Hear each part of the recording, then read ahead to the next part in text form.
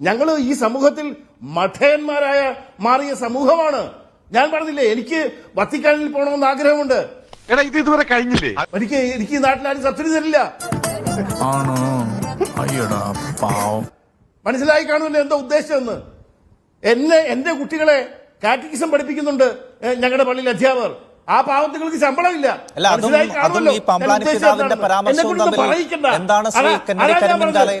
അതൊക്കെ കൊണ്ടാണോ അദ്ദേഹം അങ്ങനെ പറഞ്ഞത്? അങ്ങനെയാണോ താങ്കൾ പറയാൻ ശ്രമിക്കുന്നത്? എന്റെ സഹോദര,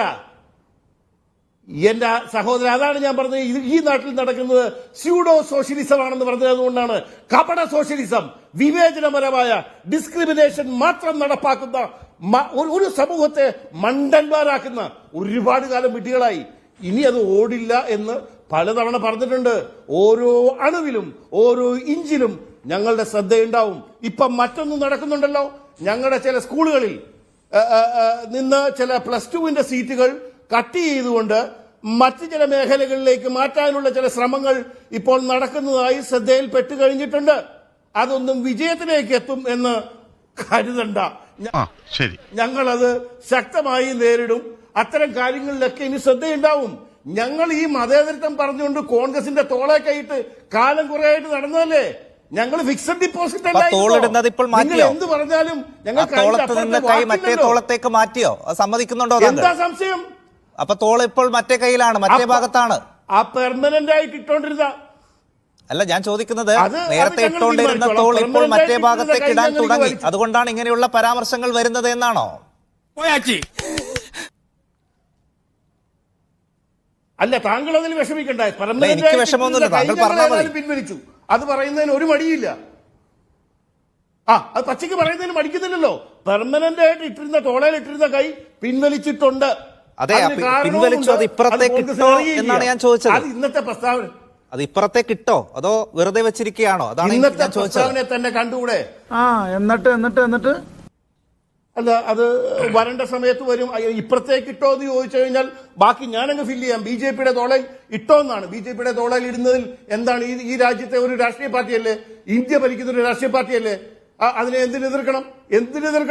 അവരുടെ മാനിഫെസ്റ്റോയിൽ കൊള്ളാവുന്ന മാനിഫെസ്റ്റോയാണ് കൊണ്ടുവരുന്നതെങ്കിൽ, ഞങ്ങൾക്ക് കൂടി അംഗീകരിക്കാവുന്നതാണെങ്കിൽ, ഈ നാട്ടിലെ ജനങ്ങൾക്ക് ബോധ്യപ്പെടുന്നതാണെങ്കിൽ, എന്താണ് നമുക്ക് CPM-നോടും കോൺഗ്രസിനോടും മാത്രം ഒരു വിധേയത്വം? പൊളിറ്റിക്സിലായിട്ട് അങ്ങനെ ഉണ്ടോ? എന്തൊരു വിനയം! മാനിഫെസ്റ്റോ നോക്കിയല്ലേ, ഇഷ്യൂ ബേസ്ഡ് ആയിട്ടല്ലേ മനുഷ്യൻ തീരുമാനം എടുക്കുക. അത് പച്ചയ്ക്ക് ഇനി നിങ്ങൾക്ക് എന്താ മനസ്സിലാവാത്ത? ഈ അങ്ങനെ കണ്ണടച്ച് ചെയ്തുകൊണ്ടിരുന്ന കാലഘട്ടം കഴിഞ്ഞു. ഇനി ഓരോന്നിലും നമ്മൾ ശ്രദ്ധിക്കും. അതിന്റെ ഒരു റിസൾട്ട് കാണാനുണ്ടല്ലോ. ഞാൻ ചോദിക്കുന്നത് ആ ശ്രദ്ധിക്കുന്നതിന്റെ ഭാഗമായിട്ടാണോ പാമ്പ്ളാനി പിതാവിനെ പോലെയുള്ള ആളുകൾ ഇങ്ങനെ പറയുന്നത് എന്നാണ്. ഞാൻ ആഡ് ചെയ്ത് ചോദിച്ചതാണ്, താങ്കളോട് തന്നെയാണ്. പാമ്പ്ളാനി പിതാവിനെ പോലെയുള്ള ആളുകൾ ഈ പറയുന്നതും ആ ഒരു ചിന്തയിലും തന്നെയല്ലേ? അല്ല, കേൾക്കൂ. കഴിഞ്ഞ കുറെ കാലങ്ങളായി ഞങ്ങളുടെ പിതാക്കന്മാർ, ഏതെങ്കിലും പിതാക്കന്മാർ, അത് റമീജിയസ് ഇഞ്ചനാണി പിതാവാണെങ്കിലും പാമ്പ്ളാനി പിതാവാണെങ്കിലും പാലാ പിതാവാണെങ്കിലും ആര്യഞ്ചേരി പിതാവ്, ഏത് പിതാക്കന്മാർ എന്ത് പറഞ്ഞു കഴിഞ്ഞാലും ഇടത് വലത് മുന്നണികളുടെ നേതാക്കന്മാർ ഞങ്ങളെ തള്ളിക്കൊണ്ട് ഒരുമാതിരി വെപ്പ് വർത്താനും പരിഹാസ്യവുമായി മുൻപന്തിയിലുണ്ടായിരുന്നു. ഇന്ന് നോക്കിയേ, കോൺഗ്രസിന്റെ നേതാക്കന്മാർ, കോൺഗ്രസിന്റെ വ്യക്താവി വിട്ടിട്ടുണ്ടല്ലോ. ഏതെങ്കിലും ഒരു കോൺഗ്രസിന്റെ നേതാവ് അതിനെ എതിർത്ത് പറഞ്ഞിട്ടുണ്ടോ? ഞങ്ങൾക്ക് അനുകൂലമായി രംഗത്ത് വന്നിട്ടുണ്ട്. അപ്പൊ കാര്യങ്ങൾ മനസ്സിലായി തുടങ്ങിയിട്ടുണ്ട്. ഇനി അങ്ങോട്ട് മുന്നോട്ട് പോട്ടെ, കുറച്ചുകൂടി മുന്നോട്ട് പോട്ടെ. നമ്മൾ ഇപ്പോഴും പറയുന്നു, നമുക്ക് ആരോടും എതിർപ്പില്ല. കോൺഗ്രസിനെ നമ്മൾ ഒരിക്കലും എതിർക്കുന്നില്ല. കോൺഗ്രസ് പൂർണ്ണമായും ഈ രാജ്യത്ത് നിന്ന് അങ്ങ് ഇല്ലായ്മയാവണമെന്നൊന്നും നമ്മൾ ആവശ്യപ്പെടുന്നില്ല. കമ്മ്യൂണിസ്റ്റ് പാർട്ടി എത്രയോ നല്ല ഐഡിയോളജിയാണ്, എത്രയോ നല്ല ഫിലോസഫിയാണ്. പക്ഷെ പ്രാവർത്തികമാകുമ്പോൾ കോഞ്ഞാട്ടായി പോണു. വേണ്ട വേണ്ട. അതുകൊണ്ടാണല്ലോ കേരളത്തിൽ മാത്രമായത്. അത് മിസ്റ്റർ ലാലിനും മനസ്സിലാവും എന്തുകൊണ്ടാണ് കമ്മ്യൂണിസം 1917 ലെനിന്റെ ഭരണം കയറിയിട്ട് 100 വർഷം പൂർത്തിയാകുമ്പോൾ 2017 സോവിയറ്റ് യൂണിയൻ പോലും ഇല്ല. പക്ഷേ ഏതായാലും നിങ്ങളുടെ ആഗ്രഹം അതായതുകൊണ്ട് ഞാൻ ആ വാചകം കൂടെ പറയാം. 1925 RSS 100 വർഷം പൂർത്തിയാകുമ്പോൾ ഇന്ത്യ ഭരിക്കുക, പ്രതിപക്ഷം പോലും ഇല്ല. ഓർത്തോളൂ. തൽക്കാലം അത്ര ഞാൻ പറയുന്നുള്ളൂ, ഒരു തൃപ്തിക്ക് വേണ്ടി അങ്ങ് പറഞ്ഞ. RSSനേക്കാളും ആവേശത്തിൽ RSSനെ കുറിച്ച് താങ്കൾ പറയുന്നു. ലാൽ, അതിന് മറുപടി?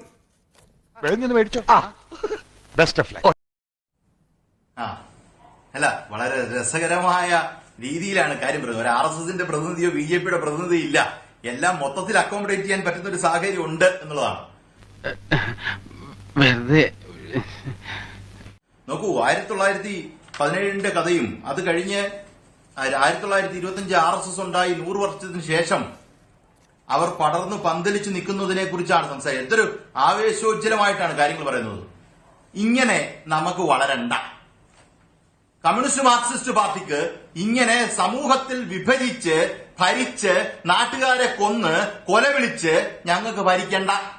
തങ്കക്കുറവേ നമ്മൾ ഈ നാണം കേട്ടല്ലോ. ഈ പറയുന്ന നാട്ടിൽ എങ്ങനെയാണ് ഈ നാട്ടിലെ ഭരണം എങ്ങനെയാണ് ഇവിടെ എത്തിയത്? ഈ നാട്ടിലെ ഭരണം ഇവിടെ എങ്ങനെയാണ് എത്തിയത്?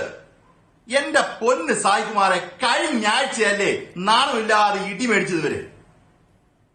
അതിനെതിരെ ശക്തമായി പ്രതികരിക്കാൻ ആ പാവപ്പെട്ട മനുഷ്യരുടെ കൂട്ടത്തിൽ നിൽക്കാൻ ഇവിടുത്തെ ആൾക്കാർക്ക് പറ്റിയോ?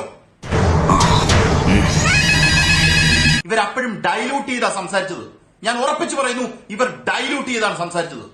ആ നിഷ്കളങ്കരായ മനുഷ്യരുടെ കൂട്ടത്തിൽ നിൽക്കാൻ ഇവർ പറ്റിയില്ല. ആരാധനാലയങ്ങളെല്ലാം തല്ലി പൊട്ടിച്ചു, കത്തിച്ചു. അന്ന് ഇത്ര ആവേശമില്ലായിരുന്നു. ശ്രദ്ധിച്ചു നോക്കിയാൽ മനസ്സിലാവും. നിങ്ങളെ അന്നത്തെ ചർച്ച എടുത്ത് ഇപ്പൊ കേട്ടു നോക്കിയോ? എന്നെ കേൾക്കുന്ന ഓരോരുത്തരും എടുത്ത് കേട്ടു നോക്കൂ. അന്നത്തെ ചർച്ച ഇത്ര ആവേശം ഉണ്ടായിരുന്നോ? ഈ പറഞ്ഞ ഈ സ്റ്റേറ്റ് കൊന്നു കൊല വിളിച്ച സമയത്ത് പ്രതികരിച്ചതിന്റെ ശക്തി, അതിന്റെ 10 മടങ്ങ് ശക്തി ഇന്നുണ്ട്. കാര്യം എന്താണെന്നറിയോ? ഈ സംസ്ഥാനത്ത് ഇതിരുന്ന് പറയാം. ഇപ്പൊ പറഞ്ഞല്ലോ, ഞങ്ങൾ എവിടെയെങ്കിലും ഇരുന്ന് പറയും. മണിപ്പൂരിൽ പറയാൻ പറ്റിയില്ല, പറ്റിയോ? ബീഹാറിൽ പറയാൻ പറ്റിയില്ല, ഒഡീസയിൽ പറയാൻ പറ്റുന്നില്ല. ഓടി നടന്ന് അടി വാങ്ങിക്കുക. ആ അടി വാങ്ങിക്കുന്നത് പാവങ്ങളാണ്. കാര്യം ഇതുപോലുള്ള ആൾക്കാർ പോയി തോളത്ത് കൈയിടുക. തോളത്ത് നിങ്ങൾ എവിടെ വേണേ കൈയിട്ടു, അതൊന്നും ഇവിടെ വിഷയമല്ല. പക്ഷെ കുഴപ്പം അതൊരു രാഷ്ട്രീയ ആശയവുമായി ചേരുമ്പം ഇവിടുത്തെ പാവങ്ങൾക്ക് നിങ്ങൾ ക്രിസ്ത്യാനികളുടെ അംബാസഡർമാരാണെന്ന് ഞങ്ങൾ കരുതുന്നില്ല. കെന്നഡി കരിമ്പുകാല എന്ന് പറഞ്ഞ ഒരാൾ ഇവിടെ വന്നിരിക്കുന്നു. എനിക്ക് അദ്ദേഹത്തോട്ട് പേഴ്സണലി ഒന്നുമില്ല കേട്ടോ, ഡോണ്ട് ടേക്ക് ഇറ്റ് പേഴ്സണലി. അദ്ദേഹം ഒരു റെപ്രസെന്റേറ്റീവ് ആണ്. താങ്കളാണ് ക്രിസ്ത്യാനികളുടെ എല്ലാത്തിന്റെയും റെപ്രസെന്റേറ്റീവ് എന്നുള്ള ഒരു ധാരണ നമുക്കില്ല. ഇവിടെ പല മതമേലധ്യക്ഷന്മാരും ഇറങ്ങി നിന്ന് ഇന്നാൾ വോട്ട് ചെയ്യണമെന്ന് പറഞ്ഞിട്ടുണ്ട്. തോപ്പിച്ചു കൊടുത്ത ചരിത്രം ഈ മണ്ണിനുണ്ട്.